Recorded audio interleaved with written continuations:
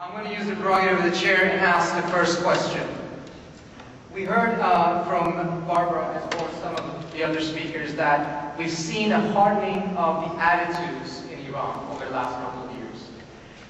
Barbara, you mentioned that this is, from what I understand, largely because of the way that the Iranian government has basically beat the drum that this is a nationalist cause. But at the same time, curious to see how has the sanctions and the policies of the United States played into this?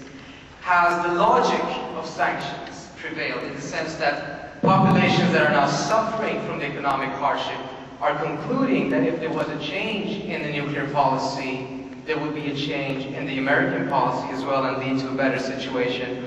Or has this point been lost on them, or is there not enough confidence that a change in the nuclear policy would be able to create a change in the policies of the Western countries? At the same time, we've seen how over the last couple of years, we've seen how reformists took over in Iran, and there was a sense that this was an irreversible trend, that the population stood so strongly behind us that the conservatives would basically have to accept that the country had changed directions. And we saw with the elections of Ahmadinejad that that change was by no means irreversible. Is the shift towards the conservative side right now strong and sustainable enough so you're not going to be able to see a shift, whether it's 09 or down the road? Or are the conservative factions going to go at each other once there is no longer a reformist opposition to deal with? And by that, broaden the spectrum once again. I'd like to have everyone comment on this if you would.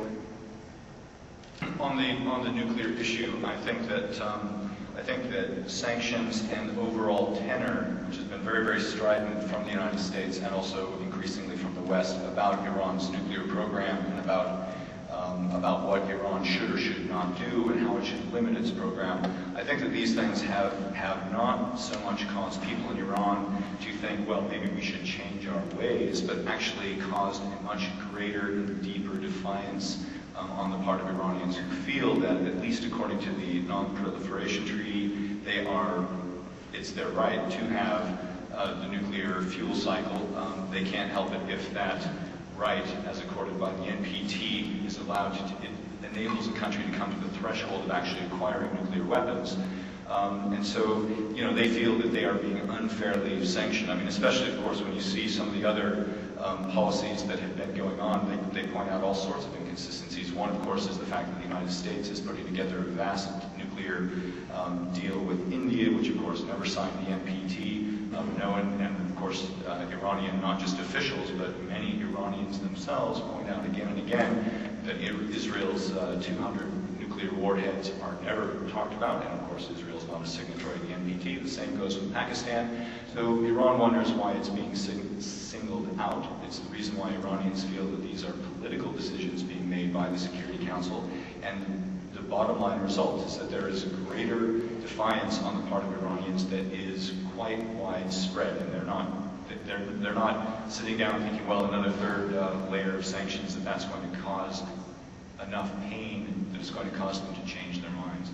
Referring to your second question, Trita, you're absolutely right that the reformist landslides for President Khatami in 1997 and again in 2001 really did make a lot of politicians and the entire political scene then seem like an irreversible trend toward greater democracy, greater openness. These were all the policies that Khatami was speaking about. It seemed irreversible at the time. I remember interviewing in like 1997, shortly after Khatami won, interviewing the very popular mayor of Tehran at that time, Karbashki. We were up in his office at the very top of the municipality building, looking over Park Eshar. It's a beautiful place in Tehran.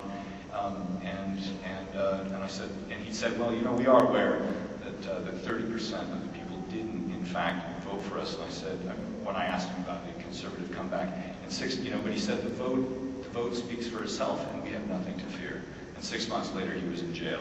So, this kind of dynamic, it really can change very quickly in Iran. But I would argue that in terms of the conservatives keeping their control now, they have learned the lessons of what happened to them in 1997 and 2001, and basically are ensuring that they are never in a position again to lose, and they will use every tool that they can to ensure that that never happens. Not much to add to what Scott said, except that yes, of course, Iranian politics.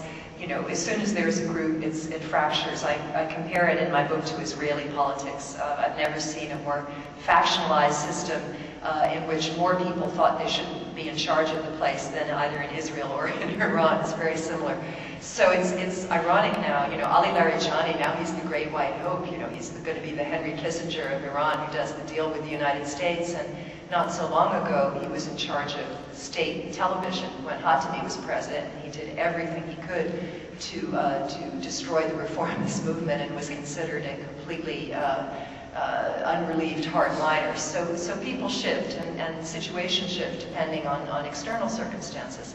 Again, you know, you have to see this partly in light of what's going on outside, and certainly the Bush administration policies toward Iran have supported their neoconservatives. There's no doubt about that. Now, if there's a change on the U.S. side, if the American president is not quite so belligerent and doesn't talk about axis of evil and so on, that I think will have an impact on Iranian politics. I think it will make it easier for the reformists to try to attempt to come back. And will certainly make it easier for the so-called pragmatic conservatives to argue that it's still possible to deal with the United States and to deal with the outside. So that's something that we need to look for as we go through our election process.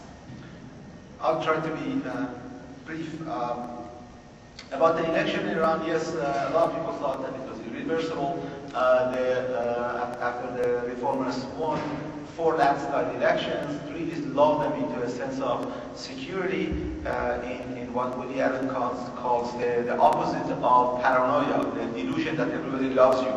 The reformers really were victimized by this, and I had very similar discussions with various reformers, and when I was telling them that Khatami has to come out and do something, otherwise people won't vote for him, the answer was that don't worry, everybody loves us and nothing will change. One good thing about democracy is that it's a learning process, it's collective learning. So the reformers have learned a lot from their hubris in the previous election, and they are slowly but surely getting together to come back. Of course, the right wing does not want them to come back, but this doesn't mean that they will succeed, because Iranian scene is still fluid, because we are only 30 years away from a completely mass-based revolution. Nobody can really control everything. So the right wing really wants to hold on to power. People really talk about, one of the reformers was talking about the Israelification, another analog to Israel. Israelification of Iranian politics, very much like Israel, where all the politicians are ex-generals and ex-soldiers. It looks like that in Iran also a lot of these ex-revolutionary guards are getting into the politics, and they would try to militarize basically politics in a way that is analogous to Israel. But they want to do this, but it is not set in stone. The reformers, despite all of these impediments, they are energized by these. They keep going and